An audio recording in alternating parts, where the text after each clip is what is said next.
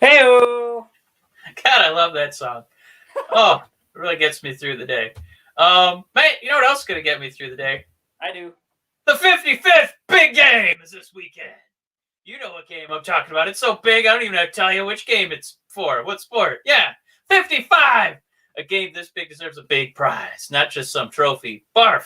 To finish off the football season, DraftKings Sportsbook, America's top-rated sportsbook app, is giving all players a no-brainer of an offer. To celebrate, oh man, we're going to spoil it. Celebrate football's finale. DraftKings Sportsbook is doubling your money if a touchdown. Another spoiler. If a touchdown is scored in the big game. All right, that's it. All right. All it takes is for one touchdown to be scored Sunday night. Boom! Your money is doubled. Sounds like a no-brainer to me. Matt, as if this game wasn't enough reason to party. With double the cash, you'll be celebrating all the way till next season. Yeah. Don't forget about DraftKings Big Game Prediction Challenge with up to $55 million in prizes up for grabs and instant prizes for everyone who enters the contest. DraftKings has paid out over $7 billion to its players since 2012, so they know a thing or two about big paydays. Download the DraftKings Sportsbook app now and use promo code THPN to get a shot at doubling your money. If a touchdown is scored in Sunday's game, that's promo code THPN to get a shot at doubling your money during Sunday night's season finale. Only at DraftKings Sportsbook. Must be 21 or older. New Jersey, Indiana, or Colorado only. Restrictions apply. See DraftKings.com/prediction-challenge-DFS for details. Gambling problem? Call 1-800-GAMBLER. Or in Indiana, 1-800-9-WITH-IT. Or in Colorado, 1-800-522-4700. DraftKings. Download it. Use that promo code. Make some money. Mike, now that we've lost all of our listeners and viewers after that lengthy... Let's talk about what today's show is going to be about. Gotta pay those bills. How about let's go early today, Mike, instead of waiting for this game to end, because I'm pretty sure we know what's going to happen. We know what the final result will be. So we're going to go ahead. We'll rant about that. Mike, I'm going to rant about Mathias Brome because I'm not very happy about that. So if you guys want to stick around and listen to that, there's a few different ways to take a look at what happened with Brome, and I've got just one way that you really should be thinking about it, especially if you're running the Detroit Red Wings. And, no, we can't jump in now. We got to tell you guys about our other brother show on the Hockey Podcast Network. I'm sorry. This is just stick around. We've got one more ad. It is coming up. It'll be quick. We'll be right back. And now, the starting lineup for your Blue Notes podcast. Tom Franklin and the man called Wags. Hello and welcome to Blue Notes. I am one half of your Blue Notes team, Tom Franklin, joined by my teammate, the man called Wags. And we are your home for St. Louis Blues coverage on the Hockey Podcast Network. And that includes expert analysis, whether it's at Enterprise Center. When you're fighting for spots for the playoffs, 1 or 2 points could make the difference. And we'll be looking back at games like tonight here at Enterprise Center as lost opportunities. Or at home. Penalties, that was a big piece. You know, you're wearing down some of your best players because they're out on the ice for so many penalty kill opportunities. Just a complete breakdown. Blues first round pick, Jake Neighbors. Braden Shan texted me, and then the head coach, Craig Berube, reached out as well, and Ryan O'Reilly as well. And then the next day, on day 2 of the draft, Tarasenko FaceTimed me, so that was pretty cool. So. And we're the only hockey podcast in the Hockey Podcast Network to have a Hawaiian hockey correspondent. The Hawaii Blues fan, Guy Bensing. In true Dan Kelly fashion, Dan Kelly says, F you, Keaton. I know who's the starting pitcher for Game 4 of the World Series. You damn well know who the starting goalie is for Game 4 of the NHL season. And then walked away. And we have a musician, too. Not only is he responsible for this fat beat you're listening to right now, but he has also performed absolute works of art. And it seems to me you played the game with a candle to your rear, never wanting to leave the ice when the pain set in. So check out Blue Notes wherever you get your podcasts from. New episodes every Monday and Thursday. I'm Tom Franklin, reminding you to not be a chump, listen to Blue Notes, and always play to the whistle. A reminder that you can follow Blue Notes on Twitter, Facebook, and Instagram at Blue Notes Pod. I'm the voice of the Blues, Tom Calhoun. Whoa! All right, I'm awake. All right. We're back. What do you How want? do you like my mug? I feel like I'm Detroit Red Wing right now with a little UWM action, huh? Hey-o. Hey, now they know. They know that I have a mug from UWM. It's a contest. You're going to be 2 pro Red Wings because you need to see them successful. So anything that Mike says today, everybody, just know that he's 75% more on the Red Wings side than he should be. Anyways, that joke went over great. Mike. That's okay. All right. Are we still down 5-1? Did anything change while we were watching all those ads?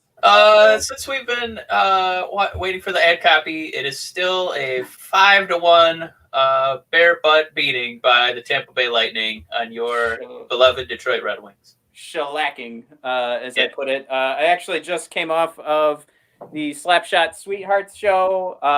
Guys, highly recommend you check that out. Go to their YouTube channel. They're almost at 100 subscribers. Sorry, no more ads, but it was rough to discuss what was going on live in this game, and it was something too that I was like, I'm really not helping your channel right now because I should be more angry, but we're like on schedule with this. You know, we said it in the last episode or the last couple of episodes is our new phrase. Red Wings on schedule. Why? Because we knew that this was going to be this rough of a season, and so we shouldn't have lost the way we did to the Blackhawks, but. Mike, I think it's pretty fair. If the Tampa Bay Lightning were going to set up their season schedule, if the Tampa Bay Lightning fans were thinking, what game should we tune into? Which game are we going to have the most fun watching? I'm sure most of them would have checked the Red Wings box. So we are going to look at things with a little more rosy picture. We're going to say, no, we're doing great this year. Did you see Bobby Ryan scored 4 goals to start his career with the Red Wings?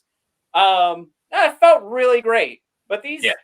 God damn. I re-listened to our last episode, Mike, and I was really sour at during the last episode. I was not I was saying some dumb things. I was saying things that I might regret at a later date, if things turn around. But honestly, again, we call you Matty the Brain Heenan. I don't know what happened over there. the 5-1 score right now against Tampa Bay. I mean, Mike, we'll put it this way. On bodpodcast.com and brothersofdiscussion.com, myself, Mike, you. I feel like we need to work on a Bobby the Brain Heenan impression because at some point we just need somebody delusional to defend this Red Wings team.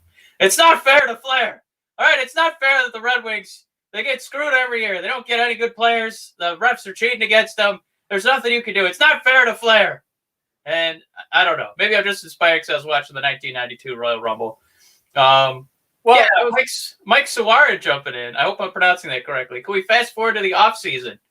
That would be fantastic. Mike, I totally agree. And this shortened season is going to feel like the longest season ever. This is rough. Well, I just had that conversation with the Slapshot Sweethearts. Like this whole thing was just 56 games. Whatever, 56, 82. I'm going to be buzzed the whole time anyway because it's going to be a rough ride. Yeah. But what I was going to say is on our site, like bodpodcast.com/Red Wings Rant, we picked it straight down the line. I picked Tampa Bay 4-2. I did have 6-1. So I'm a little disappointed right now that they only have 5. Come on, Tampa. Pepper those shots in. Yeah, did you say it? Yeah, you went 6-1. That was your 6. pick. Yeah. So you're almost there. I thought you did that as a joke, but now I know you just know hockey better than I do. Just the prognosticator. And just to double up on how much more you and our blogger Jesse know, he also said 6-1, to which I laughed. I laughed when you said it. I laughed when Jesse said it. Jesse, if you're watching, what's up, buddy? I didn't think it would be this bad. So when I say we're on schedule, the loss happens. I didn't think it would be. So I didn't think it would be 3 goals in 5 minutes, Mike, to start this game. Can I say? Yeah. Tampa Bay is a real hockey team. Oh my God! I mean, even as a Red Wing fan, if you're kind of bummed watching your team just get borderline assaulted, I would watch this just to kind of see what the future should look like. Like when we lost to Chicago, that still felt like if we had the offensive talent, it probably would have been like an 8-7, game in that little series in both cases. Because Chicago was just kind of going bananas and, with reckless abandon going to the net. But everything Tampa Bay does is so measured.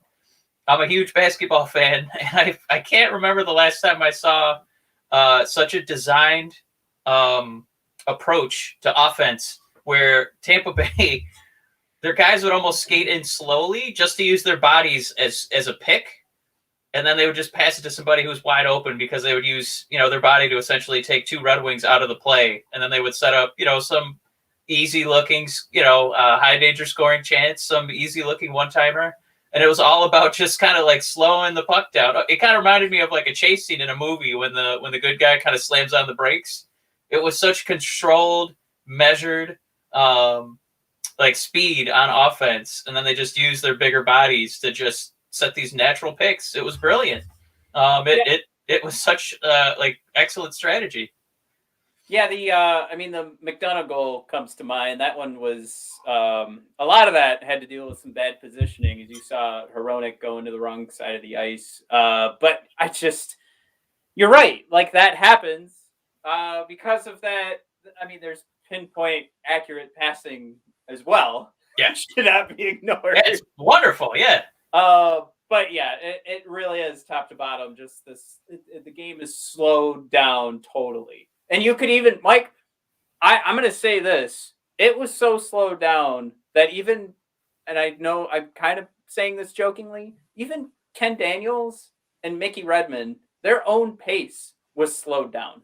Their delivery. Was that contagious? Play-by-play. Yes. No, absolutely. This was so methodical, the way that this played out. And again. Yeah, this was surgery, except they weren't making us better. They were just removing organs. It's just slowly, methodically. I love that word.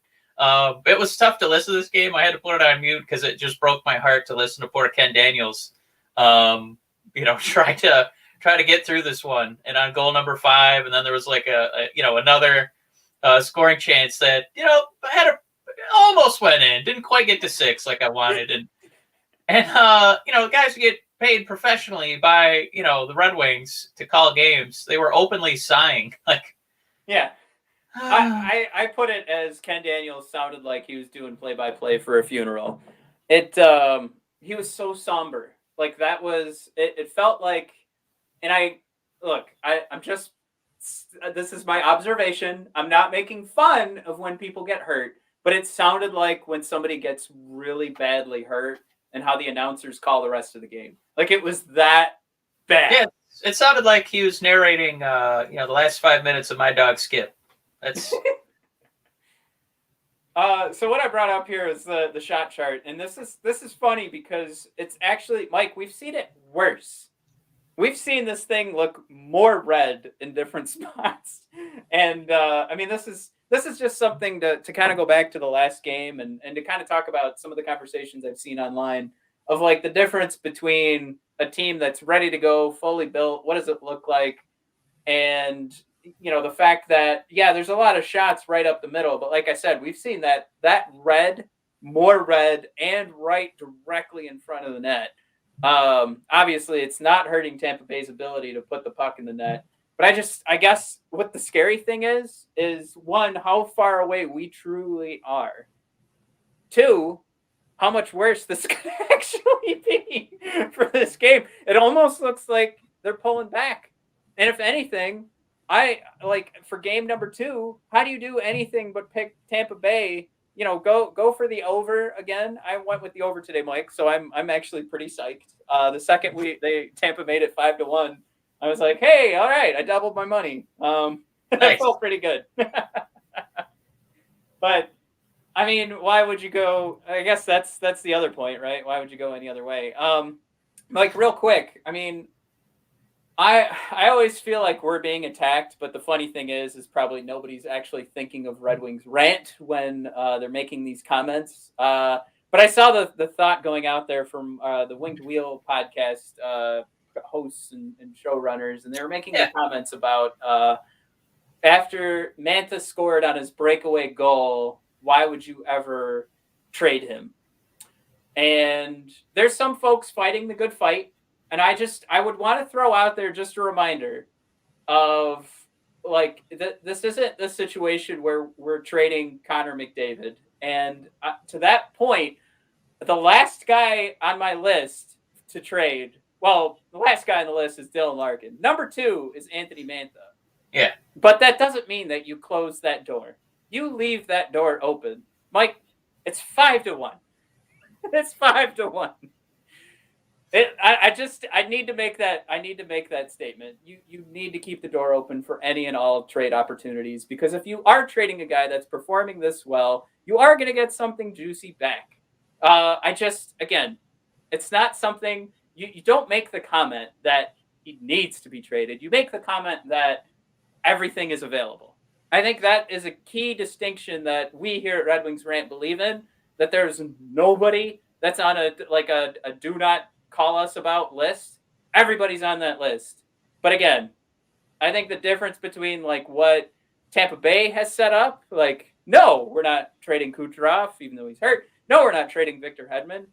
Where the Red Wings just say, well, this is the guy, this is last on the list. Like that's the difference of how these teams should be built. So it is pretty cool to be like a super fan and to geek out when he does score those breakaway goals. But it's a little short-sighted to say there's somebody who is you can't trade on this team. Everybody can be moved, and I think the sooner it's easier to do because something like this is on the way. But the sooner you let go of like the fandom, the sooner you let go of like the I don't know, like that. The child like you have the stars in your eyes. Like this team can get better when sever that emotional attachment and be more pragmatic. Are we a Mantha plus one more player away from contending? No. We need a lot of assets. We probably need 11 more forwards. Right, and I think that's the point. That's to the point that we've been ragging on Yzerman, but he refuses to give a timetable. Mike, his timetable could be 12 years. When we had Ryan Lambert on from Puck Soup, he painted a picture that was 8 years. And I laughed, and he said, no, I'm dead serious. You guys are probably still 8 years away from contending. And I went, fuck. And Mike, in 8 years, Anthony Mantha is going to be an old fart. So what do we do? Right? So I guess it depends on what your timetable is. If you think we're going to be successful next year, hey, you know what? That could be your thought process. We absolutely can't get rid of Anthony Mantha. But I think for us, I think it's just that difference where everything should be out on the table. But, Mike, I think it's time, unless you want to... Yeah. Is it time for a game? Oh, no. It's time for Matt to... I'm actually pretty fucking pissed about Brome. Oh, we're called Red Wings Rant, and I don't think we rant enough.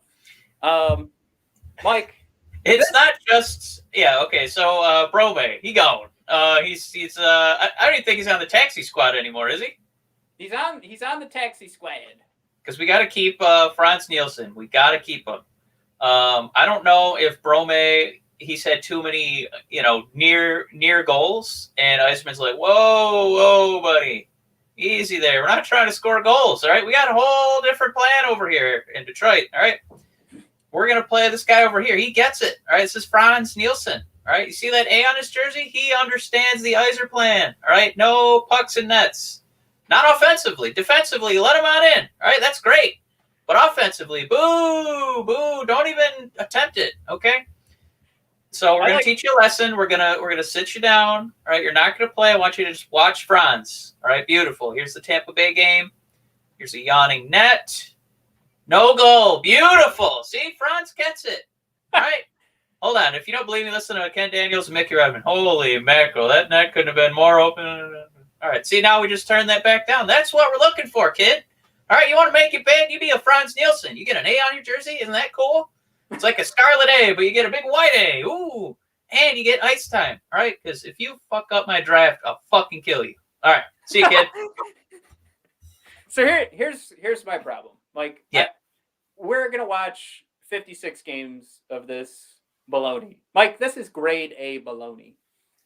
We're going to watch 56 games of this. I need a reason to get excited. Okay? Yeah. I don't get excited for Sam Gagner coming back. I definitely don't get excited for Franz Nielsen getting a fucking A on his shirt. And I certainly don't get excited knowing that Valtteri Filppula is going to be out there scoring at NHLgear.com. Franz Nielsen A jerseys? Only the reverse retros. Mike, I mean, it's right here. This is all they had to do. They're sitting there making the argument about the scoring chances or the shots on net or the possession should be higher for a guy like Brome.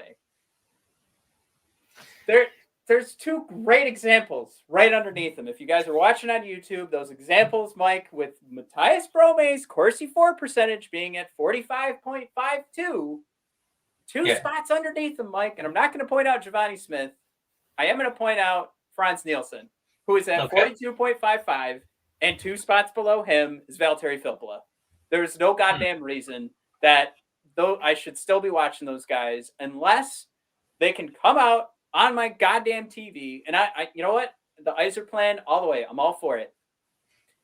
But if this is part of the Iser plan is to make sure that we suck and lose 5-1 to Tampa Bay. I don't know what the score is right now.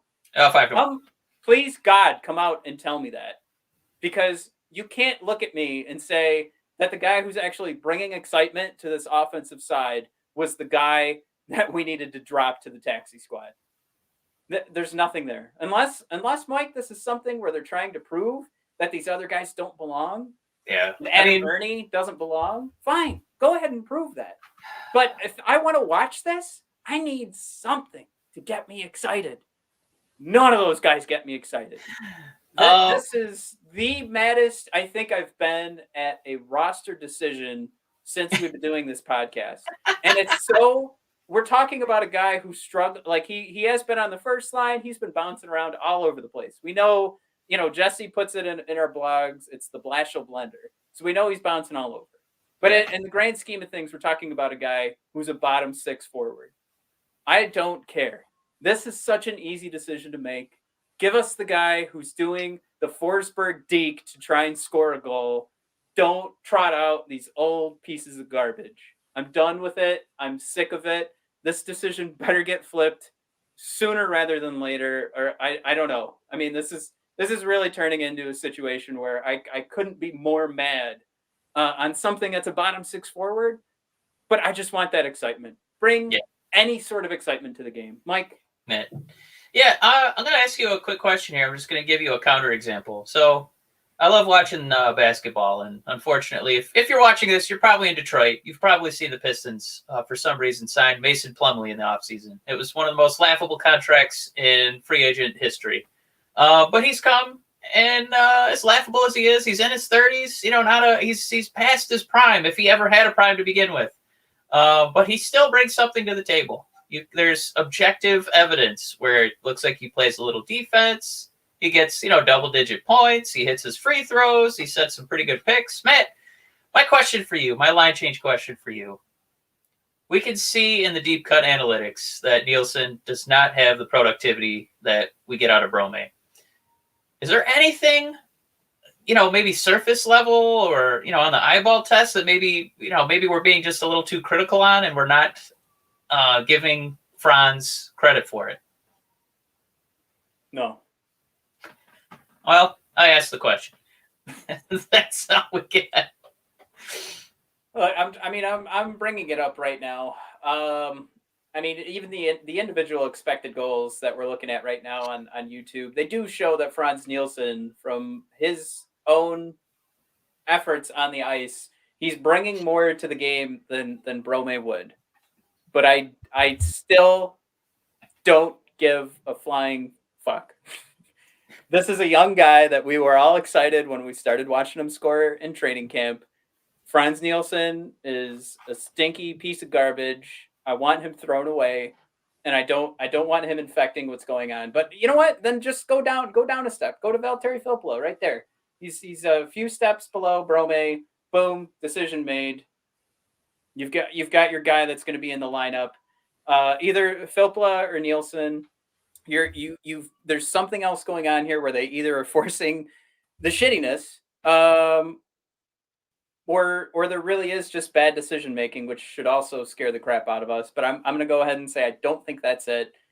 If anybody's listening, I know they're not, but if anybody's listening, I need more excitement. I can't do this. I can't do this for another 40 games and just watch us get destroyed. All right. Well, I gotta think too. Like maybe it's. I would have just saved this maybe until this weekend. Because it looks like the Griffins are actually going to come back. And we got some hot games against the Chicago Wolves and the Cleveland Monsters, and then the Rockford Ice Hogs. So maybe there's. I'd like to see Brome, maybe play on a first or second line or third line and get some more ice time. But I don't have the number at a point to understand where this Franz Nielsen fetish comes from. I don't get it. I don't get it. All right, so Mike, I think it is time we play some games here. All right, let's get some games in, bud. This is kind of funny where this is actually headed, because if we're gonna sit here and talk about Franz Nielsen, this is a good direction for us to go for one of my favorite segments, which is Be the GM. Yeah, I love Be the GM.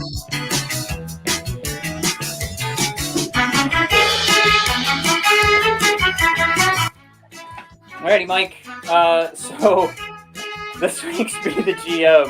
Man, stop fucking bangs and claps, man. Yeah, all right. Are you having fun? Yeah. All right, good. Give myself a concussion.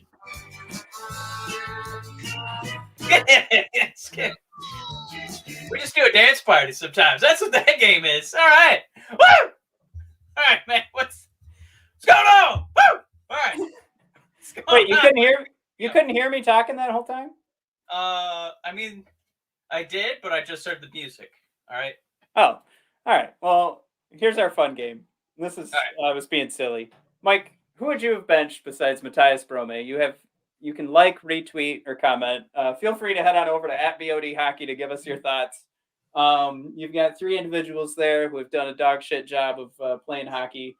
So head on over, give us your thoughts. Mike, are you, just for the sake of getting people over to @BODHockey on Twitter, let's not say who these actually are, but I want you guys who are either listening on the podcast or maybe you could still see it on YouTube, head on over there and give us your thoughts. But Mike, are you liking, retweeting, or are you going to comment who you would have benched besides Brome?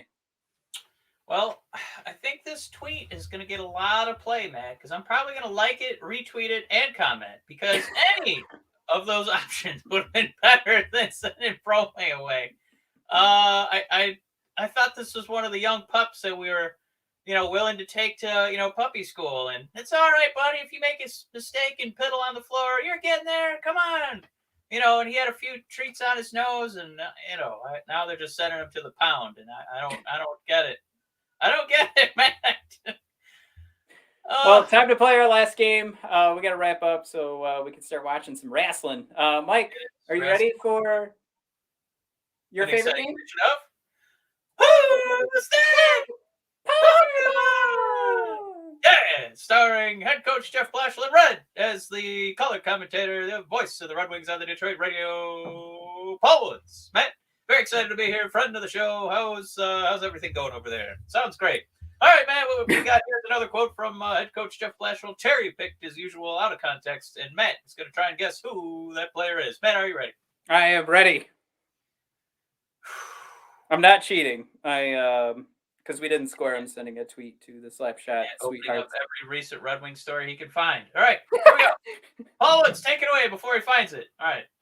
Well, blank is as competitive a person as I have been around. Detroit coach Jeff Blashill said this offseason, when he goes up against the other team's best players, he wants to win that battle to a level that the great ones have in terms of competitiveness. Said head coach Jeff Blashill. End quote. Matt, you get one guess on this one. Can you read that again? I was too busy laughing at you saying competitiveness. Hold on, let me get Paul back on. All right, he's back. All right. Well, Blake is as competitive a person as I've been around. Detroit coach Jeff Blashill said this offseason, when he goes up against the other team's best players, he wants to win that battle to a level that the great ones have in terms of competitiveness. End quote. All right, now, Paul had to leave because the Red Wing game, the bare bottom spanking that we got from Tampa is finally over. I lost. I picked 6-1. It was only 5-1. Yep. So shame on me. I was right with how many goals would be scored. He's going to drink himself to sleep. I'm going to go. So it's his 400th game today. So I'm guessing Dylan Larkin is the quote today. Swish. Man, you know when you shoot a layup and then it bonks off the rim and then it goes back in? Matt, you are correct. Dylan Larkin is as competitive a person as I've been around. Oh, look at Matt. Doing some pandering to his daughter, who's hopefully never going to watch these. But yeah, that was another exciting edition of Who's That Pokemon? Bingo, bango. That's right. All right. That was fun. I'm always happy to win those. We got to actually keep track of my streak. I think that's 2 in a row, right? I think you're back at 1 in a row.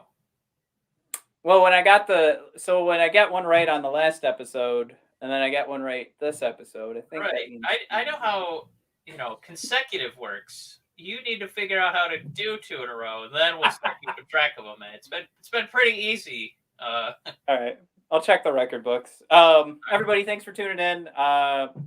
If you could do me a favor, since they featured us on the show, go to Slapshot Sweethearts, go to their YouTube channel. Give them the old subscribe. But when you're done doing that, head on over to the Brothers of Discussion. Give us that subscribe as well. We'd greatly appreciate it. If you could go to Apple Podcasts with the subscribe, rate, and review, you're going to help elevate us and the entire Hockey Podcast Network. So we greatly appreciate that as well. We are coming out with blogs now. And if you haven't checked them out, they're at bodpodcast.com/Red Wings Rant. Just like any blog, you're going to get the ask to join and subscribe. If you do that there, you're not going to miss a single blog. We do have some fun, including tonight, where we picked between the 3 of us, including our blogger Jesse, getting demolished by the Lightning. So we're gonna nail them every time. I guarantee it. One of us will. So find that there, and of course the good old at BOD Hockey for Twitter, at brothers_of_discussion for Instagram. And we are now sponsored, as you heard in the top of the show, by DraftKings. So head on over to DraftKings, go to the sportsbook, download the app if you want, and use promo code THPN to unlock all those free games and prizes and chances at more money. But you've got to use promo code THPN to get involved in all that fun stuff. All right, Mike, you ready to watch some pro wrestling? Oh, yeah! It's always a good way to end the Wednesday night show. All right. Thanks for tuning in, everybody. And follow along at BOD Podcast to see us tweeting about that. Have a good one.